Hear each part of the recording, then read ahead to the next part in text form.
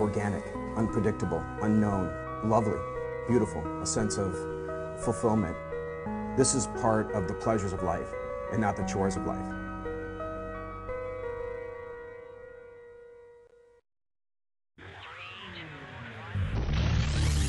Coming up on Daily Iowan TV, college savings. We'll tell you about a freeze that has nothing to do with the weather. And protests on campus. See which UI center is fighting to stay alive. And in sports, see how the men's Hawkeye basketball team fared against South Dakota last night. That's all coming your way next. Daily Iowan TV starts now. I'm Tom Brokaw. For more than 100 years now, the University of Iowa community has been waking up to the Daily Iowan. Today, it's the largest newsroom in eastern Iowa. And now you can see the news every night on Daily Iowan TV and get it anytime worldwide at dailyiowan.com.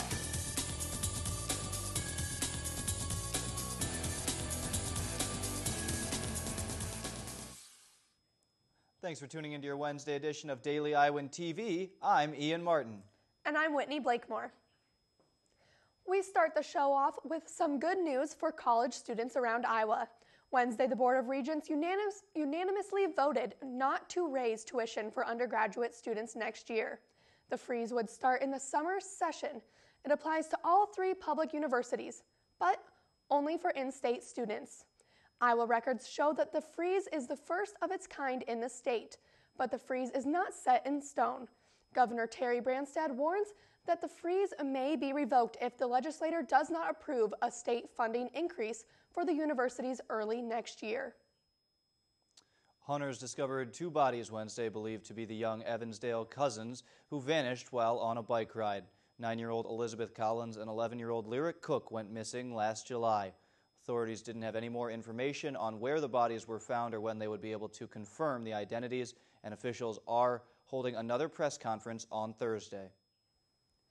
Facebook, newspaper endorsements, petitions, and now a protest. Supporters of the Center for Human Rights are using every channel possible to save the 13-year-old center. Today at 3 o'clock, protesters lined up at the heart of the UI campus to fight the provost office's decision to close the center.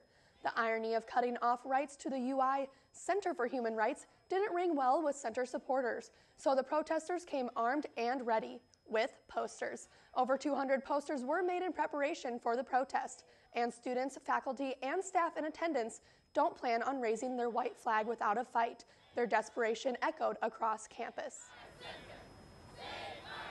It's pretty freaking cold, and we've been yelling for half an hour, so I don't know how effective it's been, but I hope the university knows that we're serious about all the love that we have for the center.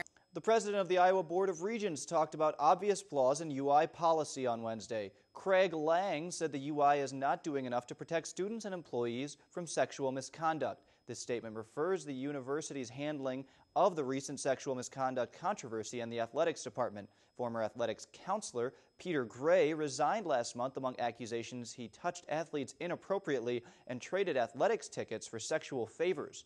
Lang believes the UI should require employees to participate in sexual misconduct training to help with future scandals. And still to come on Daily Iowan TV. Find out how one local group is trying to make shopping a little more eco-friendly.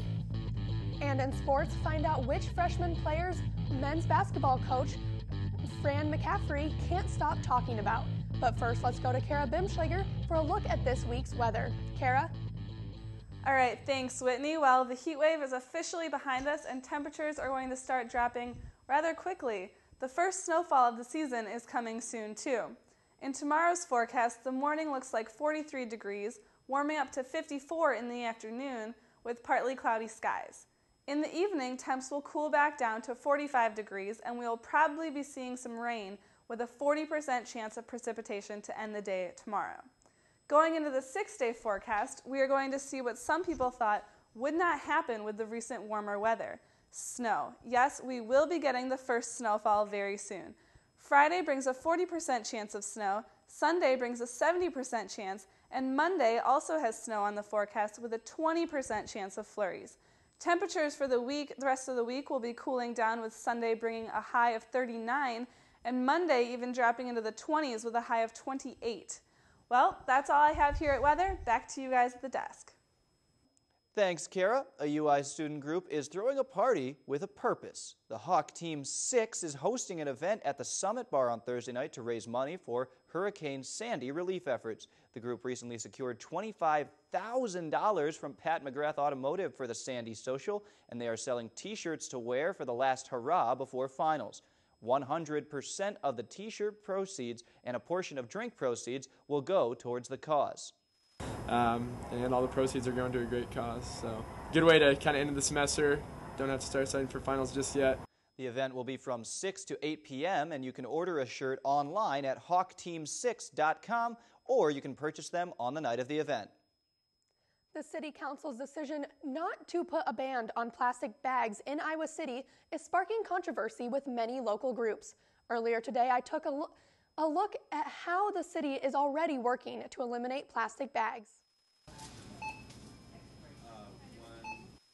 Plastic bags are the most commonly used way to transport groceries from the store to home, but a local group called 100 Grannies wanted them to be banned in the Iowa City area. So plastic bags are a small part of that whole issue, but plastic bags are made from fossil fuels. So we thought this was something we can do right here, right now, and that would be fairly simple.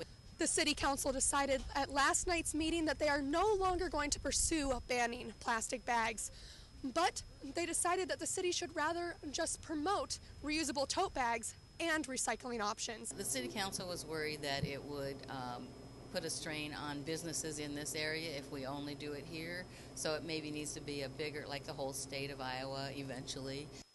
But one store here is already trying to lessen the use of plastic bags by simply charging for them.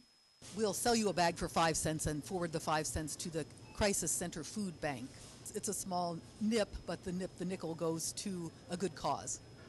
And that's a little teeny-weeny incentive to say, oh, where's your bag? Bring it in. Go back to the car, get it out of the trunk. Other places around the country, like Washington, D.C. and Portland, Oregon, have already banned plastic bags. Do something drastic. Cut the plastic. Whitney Blakemore, Daily Iowan TV.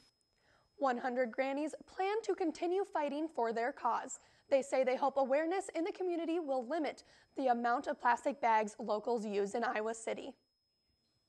And one Iowa woman has inherited the title of the world's oldest person. The Guinness Book of World Records announced Wednesday that 115-year-old Dina Manfredini is the new record holder. Manfredini is from Johnston, Iowa, just north of Des Moines. She was born on April 4th, 1897. Previous title holder Bessie Cooper died Tuesday at the age of 116 years old. And now let's take a look at what is happening outside of Iowa. A BBC broadcaster has been charged with 3 counts of incident assault to 3 girls. Police detained 82-year-old Stuart Hall from his home on suspicion of rape and incident assault. Hall worked at the BBC for 50 years. He now has been released on bail and will appear in court on January 7th. Rescuers from the Netherlands say 4 crew members have died and 7 are still missing in icy waters of the Northern Sea. A cargo ship collided with another vessel and sank off the Dutch coast on Wednesday. Rescue teams continue to work to find the missing members. The cause of the collision is still under investigation. 2 Australian radio disc jockeys apologized Wednesday after impersonating Queen Elizabeth II on the phone. The DJs called the London hospital where Kate Middleton is staying for morning sickness. The hospital revealed Middleton's condition, which the jockeys later posted online. And now for your look at Hawkeye Sports, let's go to Kate Constable. Hello and welcome back to the Daily Iowan TV Sports Studio. Well, the men's Hawkeye basketball team was live and in action last night, welcoming South Dakota to Carver Hawkeye Arena and looking to pen that 7th win of the season. Daily Iowan TV sports reporter Eric Don was there to catch the action. The Iowa men's basketball team took to the hardwood inside Carver Hawkeye Arena Tuesday night. Coming off a Saturday's victory, the Hawkeyes look to remain unbeaten at home, this time hosting South Dakota. And the Hawks would waste no time as Mike Giselle with the layup in the lane puts the Hawks up early. And that would be a theme of the night, the Hawkeyes attacking the basket as Aaron White with the beautiful pass from Devin Marble throwing it down. But it wasn't all Hawkeyes. The visiting Coyotes made a run of their own in the first half, hitting 6 3-pointers in the period, including that one right there by Brandon Boz. South Dakota took a 25-24 lead midway through the first half, but that's when the Hawkeyes erupted as Basabe finds Devin Marble down the middle for 2, and it wouldn't stop there. Adam Woodbury with a nice pass for Aaron White with the jam one more time. The Hawkeyes were in the midst of a 21-4 run, highlighted by Melson Basabe, strong and one. The Hawks took a 45-32 lead into the break, and they never looked back. Here, Devin Marble can't get the driving layup to go, but Aaron White is there to clean up the glass and throw down another dunk. The fun wouldn't stop there for the Hawks either, as Zach McCabe comes up with a block on one end, and in transition, Mike Giselle finds who else? Zach McCabe, 4-3, he buries it, and the Hawkeyes run away with this one, 87-63. Aaron White led the way for the Hawks, scoring a game-high 21 points to go with 6 rebounds. Devin Marble had 14 points, 8 rebounds, and 3 assists, and freshman Mike Giselle had 12 points, 4 assists, and 3 steals. The Hawkeyes improved their record to 7-2 and will host Iowa State this Friday inside Carver Hawkeye Arena. This is Eric Dawn, Daily Iowan TV Sport. Well, the Hawkeyes now sit at 7-2, and Coach Fran McCaffrey has a right to be happy with his players. However, there is one freshman that he just can't stop talking about. When asked about freshman guard Mike Giselle, Fran had nothing but good things to say. Quote, "Mike is just a team guy. Whatever it takes, coach. I'll play the 2, I'll play the 1. He is such a good scorer, and he's so good off the ball. We're playing him both places," end quote. Well, the men aren't the only Iowa basketball team throwing rocks this week. The Hawkeye women's squad is also in action as they welcome in-state rival Iowa State to Carver Hawkeye Arena tomorrow night. Daily Iowan TV sports reporter Lauren Moss is at Carver for a preview of that game. Lauren? Thanks, Kate. I'm standing outside the Carver Hawkeye Arena where the women's basketball team will be facing their in-state rivals, the Iowa State Cyclones, tomorrow evening. This will be the 43rd time that these two teams have met, and Iowa's leading the all-time series 22-20. The Hawkeyes need to make every shot count if they want to win against the Cyclones, including those famous free throws that they've been making recently. Jamie Printy currently made 17 out of her 17 free throws against West Virginia last week, tying her for the most free throws shots made in one game and tying her second for most made in Big Ten history. The home team has won 10 out of the 11 games. We're hoping that the Hawkeyes make it 11 tomorrow evening here at Carver Hawkeye Arena. For Daily Iowan TV Sports, I'm Lauren Moss. We'd also like to take a moment to congratulate University of Iowa sophomore soccer sensation Chloe Lacoste. The National Soccer Coaches Association have recently named Lacoste to the NCAA All-Great Lakes Region second team. This year she ranked 5th in the Big Ten in total points, and for her first 2 seasons at Iowa, Lacoste has scored 25 goals and has the 3rd most amount of goals in program history. Congratulations, Chloe. That's it for us here in sports. Back to you at the desk.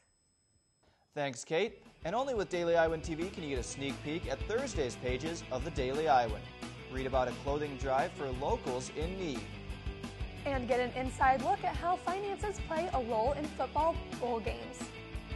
Well, that's your latest edition of Daily Iowan TV. Be sure to check us out at the same time tomorrow or anytime at dailyiowan.com. Thanks for watching and have a great night.